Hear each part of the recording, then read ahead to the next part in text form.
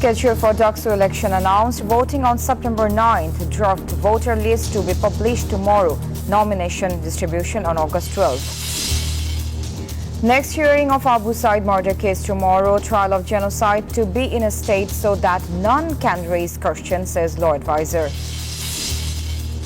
No reform to function in case of failure to ensure security of people, says Fakhrul.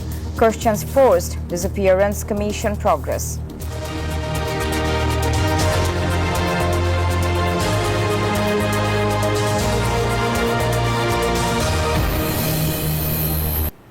Hello and welcome to the News 24 English Bulletin. This is Sarah Mehzabin. Those were headlines. Now details. The Dhaka University Central Student Union Daksu election will be held on September 9. On the same day, elections for 18 residential hall councils will also take place. The election schedule was announced by Chief Returning Officer Professor Dr. Muhammad Jashimuddin at the Senate building. Draft voter list will be published on July 30, objections by August 8, final list on August 11, and candidate list on August 25. Voting runs from 8 a.m. to 3 p.m. with results declared the same day. The International Crimes Tribunal has postponed the charge framing hearing in the Abu Said murder case against 30 accused until Wednesday. The court will next hear statements from state-appointed defense lawyers for absconding suspects. On Tuesday, 6 accused, including former proctor of Begum Rokia University Shariful Islam and ex-police ASI Amir Hussain, appeared in court seeking discharge. Prosecutors alleged a planned killing involving university officials, police and the Chhatro League.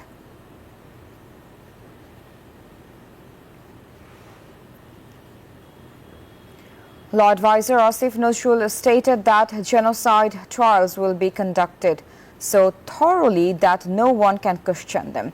Meanwhile, International Crimes Tribunal Chief Prosecutor Tajul Islam emphasized that the justice process cannot be stopped by bribery or intimidation. Both made these remarks on Tuesday at an event in the capital, affirming the commitment to fair and fearless genocide trials. BNP Secretary General Mirza Fakhrul Islam Alamgir called on the government to hold elections in February next year as agreed in the meeting with Tariq Rahman in London. Speaking at a memorial at the National Press Club, he rejected the peer system, saying people don't understand it, and urged elections be held by the traditional method. Fakhrul also criticized the interim government's failure to rehabilitate enforced disappearance victims' families. National Citizens Party convener Nahid Islam said even heroes of the 1969 movement are ignored if they don't support Awami League. Speaking at a street rally in Tangail on Tuesday, he claimed Maulana Abdul Hamid Khan Bhashani, a key figure of the movement, was sidelined from history for not joining Awami League. Earlier, he met families of student movement martyrs and later led a march toward Ghazipur.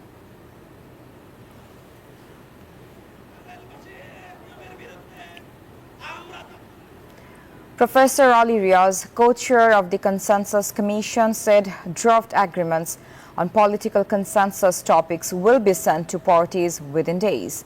Speaking at the Foreign Service Academy on Tuesday, he announced the final July charter will be completed by July 31. Discussions included caretaker government, women's parliamentary representation, and appointment processes for Auditor General and Judiciary. The Commission will consolidate separate party proposals into a new unified plan.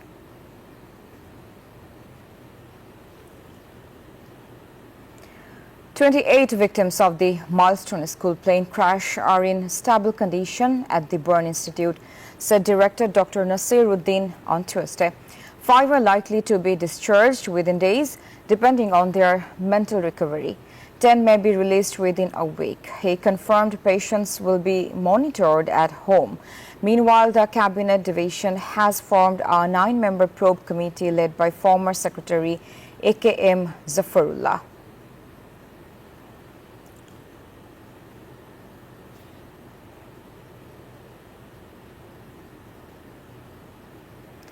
Law enforcers are on alert nationwide over fears of unrest marking the July uprising anniversary. Special security measures, including vehicle searches, cyber patrols, and intelligence surveillance, will run from July 29 to August 8. Despite a ban on its political activity, intelligence reports suggest Awami League members may plan violence.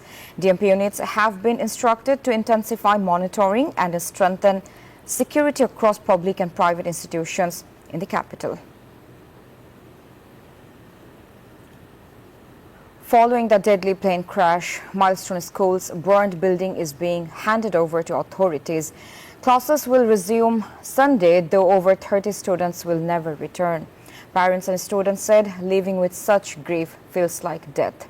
The school and the Air Force have arranged counseling for trauma recovery. As rebuilding begins, all hope that such a tragedy never strikes again in the garden where children once bloomed.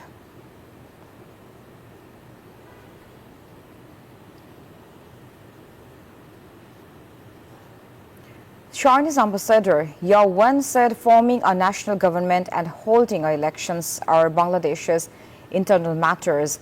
Speaking at a DCAB talk in Dhaka on Tuesday, he expressed China's belief that the interim government will ensure a fair, inclusive election.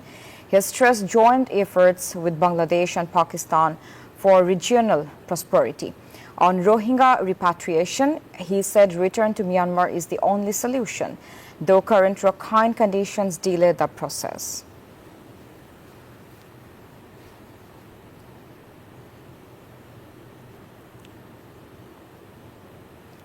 A Bangladeshi delegation has traveled to the United States with a package including the purchase of 25 Boeing planes to reduce the trade deficit.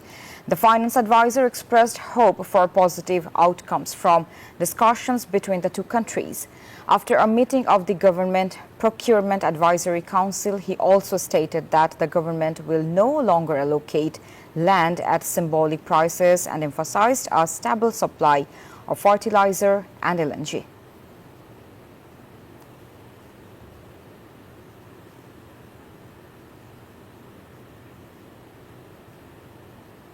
Before ending the bulletin, let's recap the headlines. Schedule for Daksu election announced, voting on September 9th. Draft voter list to be published tomorrow, nomination distribution on August 12th. Next hearing of Abu Said murder case tomorrow, trial of genocide to be in a state so that none can raise questions, says law advisor. No reform to function in case of failure to ensure security of people, says Fakhrul. Questions forced disappearance commission progress. That's all from the newsroom today. Thank you for watching News 24. Stay with us.